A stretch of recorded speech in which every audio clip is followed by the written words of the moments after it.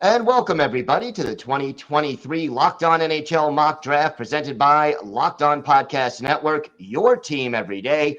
I'm Gil Martin, one of the hosts of Locked On NHL, and today we bring you each of the top 10 picks courtesy of our local hosts from the Locked On NHL Network, paired with analysis of each selection by Hadi Kalakeche of Locked On NHL Prospects. Let's kick things off with the Chicago Blackhawks, who are on the clock with the first overall pick. Hadi, I wonder who Jack Bushman is going to select. Oh, this one's a head scratcher, isn't it? With the first overall pick in the 2023 NHL Draft, the Chicago Blackhawks are proud to select Connor Bedard, forward from the Regina Pats of the WHL. And I know there have been some concerned Blackhawks fans out there recently about the organization possibly screwing this up, along with some folks in the hockey world thinking this could be another Lindros situation. That's really all been put to bed in the last couple of weeks. The Blackhawks have been pumping out videos on their social media channels leading up to the draft, and Connor Bedard's been featured in all of them. And we've also heard Connor himself speak out to the media about how honored and excited he would be if the Blackhawks were to pick him at number 1 overall. So there's really no other choice here for the Blackhawks to make. Bedard is an incredible talent coming off a dominant season, 71 goals, 72 assists in 57 WHL games. Also dominated the U19 World Juniors at just 17 years old. Make no mistake about it, Connor Bedard will be the number 1 overall selection for the Blackhawks come June 28th. So no surprise, the Blackhawks go with Connor Bedard as the first overall pick. And, you know, people have been saying Connor Bedard is a generational talent for a long time. What makes him so special and worthy of that moniker? Well, this is a great pick by Jack Bushman, our host of Locked On Blackhawks, for a very simple reason. This is the best prospect in this draft by a decent margin, and that's no knock on anyone who comes after him. It's just Connor Bedard has the skill level of an elite player, but that alone doesn't make a generational prospect. What makes a generational prospect is adaptability, and Bedard has that in spades. Just the ability to manipulate the game to his will, the ability to change his game when needed, when he's being triple teamed by opposing defenders.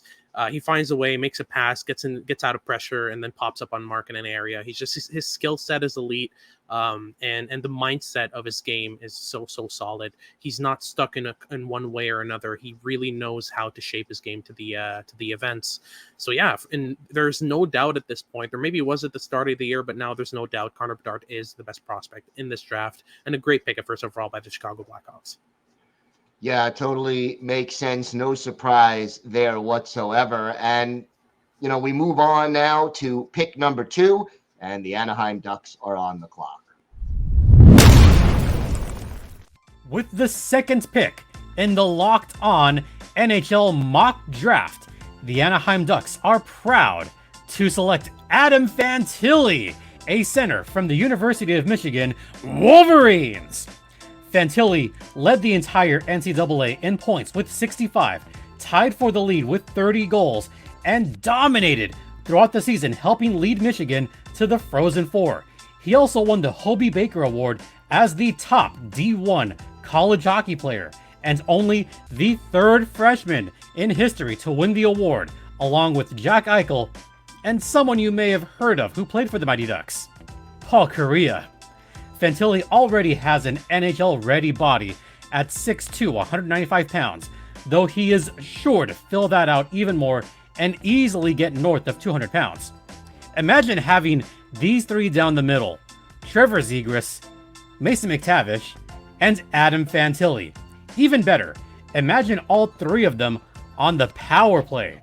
So with the second pick, well, J.D. Hernandez for the Anaheim Ducks goes with Adam Fantilli of the University of Michigan. Hadi, your thoughts on Fantilli as the number 2 pick? Well, you know, he won the Hobey Baker, so that'll give you a good idea of how good he is, right? This prospect is a great consolation prize, about as good a consolation prize as you can ever get at second overall for an NHL team. Best asset for him is his forechecking by a decent margin, but his skill set is high end. He's got a good motor, two-way game as well as refined. He's a very developed prospect with still some room to add more and more elements to his game to even make him better than he already is. But in Fantilli, you're getting at the very least, in terms of worst case scenario, you're getting a second line center. So to get that at second overall, a prospect with a baseline of a second line and who can work his way up to a first line, become a franchise center, is fantastic value at second. This is what makes this draft so exciting, is that you don't have to pick first overall to get an elite prospect in your lineup. So yeah, Fantilli is a great pick here, and I'm excited to see what he's going to do for the Anaheim Ducks in the near future. Next up on the clock, the Columbus Blue Jackets, and let's see what Jay Foster has to say about their pick. With the third pick in the Locked On Mock Draft 2023, the Columbus Blue Jackets are proud to select center Leo Carlson from Örebro HK in the Swedish Hockey League. He is a future number one center for this team. He's not flashy, but he is big, he is solid, he can do a ton of little things right. He is the perfect piece to put between Johnny Gaudreau and Patrick Laine, and he's already got 2 full seasons of men's hockey under his belt in Sweden. This season, he had 25 points in 44 games, which doesn't sound like a lot. He then added 9 points in 13 playoff games for Örebro, and he just feels like the franchise center that this team has been looking for such a long time. We're going to keep talking about this and him on Locked On Blue Jackets in the weeks to come. How do your thoughts on the Columbus Blue Jackets going with Leo Carlson with the number 3 overall selection? This is a great pickup as well. I feel like it's a great fit, and it's a pick I could very well see Jarmo Kekalainen make. Carlson has a bit of the same elements as Fantilli, but minus the forechecking, and I'd say he's got slightly better playmaking. In terms of centers who support their defense in transition, who skate the puck up the ice effortlessly and constantly try to drive the middle and find offense in the middle of the ice, Leo Carlson's exactly that, and I've kind of got the same prognostic with kind of maybe a lower ceiling than Fantilli's, but the same idea of you're getting at minimum a second line center in Leo Carlson, and then he can work his way up the lineup and become a first line center. Numbers in his draft year in the SHL on par with the Sedins, on par with Matt Sundin. This is a great and very smart pickup for Columbus at third overall. It's kind of a no-brainer at this point. All right, moving on now to the 4th pick, as the San Jose Sharks are on the clock. With the 4th pick of the Locked On Network NHL Mock Draft, the San Jose Sharks are proud to select Matvei Mitchkov from SKA St. Petersburg of the KHL. While there are concerns of him potentially never coming to the NHL, the benefits far outweigh the risk. The idea of adding what many consider to be the best Russian prospect since Ovechkin is just too much to pass up at number 4. Mitchkov has a legitimate game-breaking talent to a Sharks prospect pool that is desperate need of star talent. With Mitchkov coming over in the 2026 season, he could be the final piece to a Sharks team that should be looking to contend for the playoffs by then. 4th pick, J.D. Young takes Matvei Mitchkov from Russia. Your thoughts about the Sharks going with Mitchkov? I feel like if any team is going to go for Matvei Mitchkov, it's going to be San Jose. Their timeline is a bit longer for success. They've got the time to have him wait out his contract, play in the KHL until his contract expires in 25-26. And then have him come in on an entry-level contract and have him be pretty much a ready product in their top 6. Mitchkov is a fantastic scorer with underrated playmaking, great hands. He's one of the best scorers in tight around the net. Around 6 feet around the net, he's lethal. So I feel like he's going to be a great fit with the William Eklunds and Thomas Bordelos that are already in the pipeline in San Jose. Like I said, if any team's going to take Mitchkov in the top 5, it's going to be San Jose. Otherwise, he's probably going to slip into the 8, 9, 10 range because of the scares with Russia, but I'm not concerned at all. This is a prospect who has a skill set to rival Connor Bedard in the future. 5th overall, the Montreal Canadiens. With the 5th pick in the Locked On NHL Mock Draft, the Montreal Canadiens are proud to select from the U.S. National Team Development Program center Will Smith, committed to Boston College.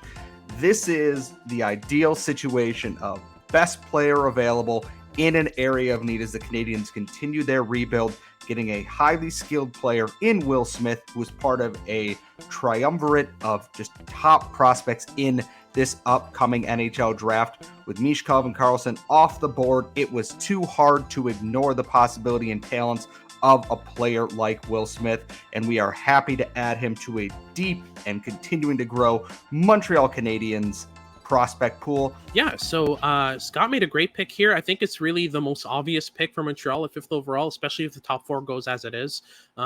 Personally, there's a prospect who went 8th overall that I would take here, but I'm very happy with Will Smith, and I think Kent Hughes, having literally coached Will Smith at lower levels, I think this is a really great fit for Montreal. They're looking for a top 6 center who can move the puck, who can stick handle and skate and make plays, connect plays really well.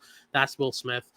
He's kind of hemmed in as a playmaker right now in his current role on the NTDP, but his shot is really underused and underrated, and he can work that up to become a 30, 35 goal, 90-point upside player, which is extremely good value at 5th overall. But this is a draft class as it is. The talent at the top end is insane. So, this is a really great fit for Montreal, in my opinion. To deep draft, no question about that. More of our mock draft special coming up next, but first, today's show is brought to you by FanDuel. Baseball season is in full swing, and there's no better place to get in on the action than FanDuel, America's #1 sports book, because right now, new customers get a no-sweat first bet up to $1,000. That's up to $1,000 in bonus bets. If your first bet doesn't win, just go to fanduel.com/lockedon to join today. And look, this is a great time of year. Baseball is in full swing. You know who some of the good teams and good players are. You can place some great future bets also on the NFL, college football, the NBA, and the NHL. So don't miss your chance to snag a no-sweat first bet up to $1,000 when you join FanDuel today. Just go to fanduel.com/lockedon to sign up. FanDuel, official partner of Major League Baseball. We move on now to the 6th pick, and the Arizona Coyotes are on the clock. With the 6th pick in the Locked On NHL Mock Draft, the Arizona Coyotes select from Sweden, Dalibor Dvorsky. I know it might be a surprising pick, but to our eyes, next best available for Arizona in this sense at this draft position. Dvorsky, standing at 6'1", 201 pounds, the start to the perfect Bill Armstrong style player. He's big and he's physical. And while he's a center, which is a position that the Coyotes do have plenty of, especially when prospects, the Coyotes can certainly use somebody with his playmaker IQ. So your thoughts on the Coyotes and Robin Leonio taking Dalibor Dvorsky with the 6th overall pick? This is high, in my opinion, a tiny bit high. I've got him 19th in my current rankings, and it's really simply for the fact that I have a lot of trouble seeing him succeed against top defenders at the NHL level. I see him very much as a guy who you can pretty much guarantee he's going to play in your middle 6, but I have a hard time seeing him become anything more than a second-line center. I love the skill set. He's a great shooter. One-timer, wrist shot, all that's fantastic. He's got great off-puck movement as well to find those pockets of space. I'm not really sold on his defensive game. I don't think he's the best in transition either. Some skating issues do need to come some way. But he's a prospect who has a lot to add in his game, and if you can work him well enough, and especially improve that hockey sense and make him even more aware of his surroundings, you could end up with a gem here at 6, but I'm not entirely sold on that possibility. There are some guys I would have taken first, but regardless, 6'2" centers who can shoot the lights out, you don't get those often outside of the top 10. So this is an okay pick, in my opinion. Up number 7 now is the Philadelphia Flyers. With the 7th pick in the Locked On NHL Mock Draft, the Philadelphia Flyers select Ryan Leonard from the United States National Team Development Program. Making this pick, we focused on what we think the Flyers would do here, and Ryan Leonard fits the bill perfectly. He's a physical power forward with the skill to back it up. He can play in all situations and plays a full 200-foot game, winning board battles and creates space for himself and his line mates no matter where he is on the ice. Plus, he has great hands and a shot that any team would want, with 94 points in 57 games on the USNTDP team, plus the 3rd highest point total and gold medal game-winning overtime goal on an all-star line at U18 Worlds. He has proven he can produce in high-pressure situations as well. Next on the clock, the Washington Capitals.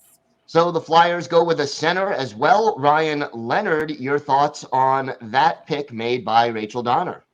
Yeah, so Rachel went the very Philadelphia Flyers direction here with Ryan Leonard. I'd say he's the power forward of this draft. Loves to drop the shoulder, loves to pick up the pace down the line. Played a lot on the wing next to Will Smith this year and really showed off his goal scoring ability. He's a really good goal scorer. He can shoot the lights out as well. But what mainly makes him such an interesting asset in the top 10 is just how good he is at compensating for his size, using his physicality well, using his mechanics well along the boards and winning board battles on his own. He's not the biggest guy, 5'11", 185 pounds, but plays much bigger than he is, and you can barely notice it on the ice. I think he's even got some room to grow in terms of his frame as well. So if you could get a 6 foot, 200-pound power forward who can shoot the lights out, play on your top power play, get you a good 60, 65 points a year, at 7th overall, that's great value. I think it's a good pick, and a pick that's really fitting for the Flyers at 7th overall. All right, with up 8th now, the Washington Capitals.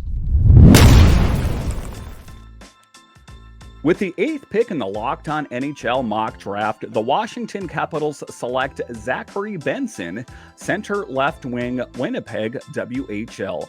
The Caps are looking to get younger and faster. They have that in Zachary Benson. Over the past 3 years in the U18 WHLers, only Connor Bedard has more points. And Benson has played at over a point per game throughout his entire career. He's only 5'10", but he's strong and has a great release. He plays at a high pace with incredible straight line speed, a high compete level, and handles the puck well. He is poised to one day be a great Washington Capital. And Dan Holme of the Washington Capitals, of Locked On Capitals, picking Zach Benson, center from the Winnipeg Ice. How do you think Benson fits in Washington, D.C.? This has to be my favorite pick of the top 10. Zach Benson is everything you want in terms of, making sure you win a cup. So Benson is the two-way forward of this class. Despite his size, he plays really well defensively, really well physically. He's got some pace about him as well. Isn't necessarily the fastest, but moves the puck quick, gets into open pockets quick, and there's not a better off-puck mover than him. Every time I lose him on the ice, I look for the perfect spot where a player would be, and he's there. So he's not hard to find on the ice. And he's one of the best playmakers in this draft as well. So there's so much love. I really believe in Benson's value as a future first-line center with high-end defensive impact who's going to play on your top power play and penalty kill. Great value here at 8th overall by the Capitals. All right, the 9th pick belonging to the Detroit Red Wings. With the 9th pick in the Locked On NHL Mock Draft, the Detroit Red Wings select Oliver Moore, center from the United States National Development Program.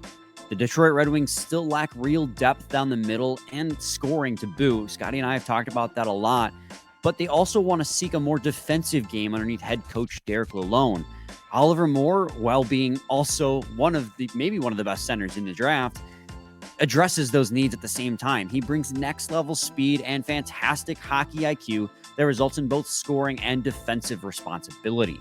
A combo of Moore, Larkin, and Casper down the middle could become one of the deepest center pools in the league. And the Red Wings selecting Oliver Moore in our mock draft. Brian Fisher making that pick from Locked On Red Wings. Your thoughts about Moore going to Detroit? It's funny because he's basically Dylan Larkin. Right, he's got the exact same profile as Dylan Larkin in terms of having an extremely speedy. He's the best skater in the draft. Having an extremely speedy, really good defensively, but also pretty skilled center here at 9th overall. I think is great value for Detroit. I think that for me it was really hard to determine whether Will Smith or Oliver Moore were a better prospect from the NTDP. Now, at the end of the day, Will Smith is definitely going to score you more points, but I believe Oliver Moore could be more impactful for you when all is said and done in a lineup. So this is great value at 9th overall to the Red Wings. A great fit, and someone who can learn from Larkin and improve his game even further. All right, and rounding out the top 10, the St. Louis Blues.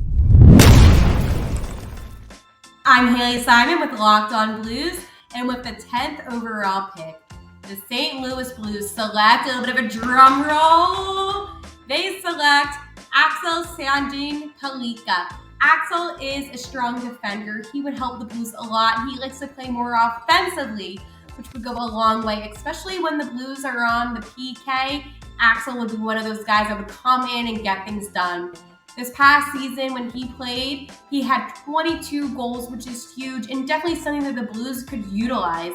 While he is only 18 years old, he has 181 pounds of strong defense. And our host of Locked On St. Louis Blues, Haley Simon, going with Axel Sandin Pellikka. I hope I'm pronouncing that right. You are, yep. Our first defenseman coming off the board, 10th overall.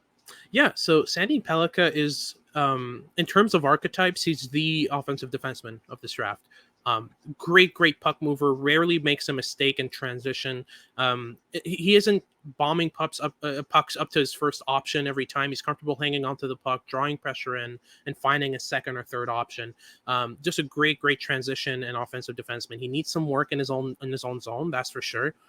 He's nowhere near a finished product defensively and might need some time to get up to par, but in terms of upside, I don't think there are many defensemen with the amount of upside he has. He reminds me a lot of John Klingberg and what I've seen from him. So yeah, I think this is a great pick for St. Louis at 10th. Do they go this direction on draft day? I don't know. But very interesting prospect within the top 10. A player I would definitely take at 10th overall.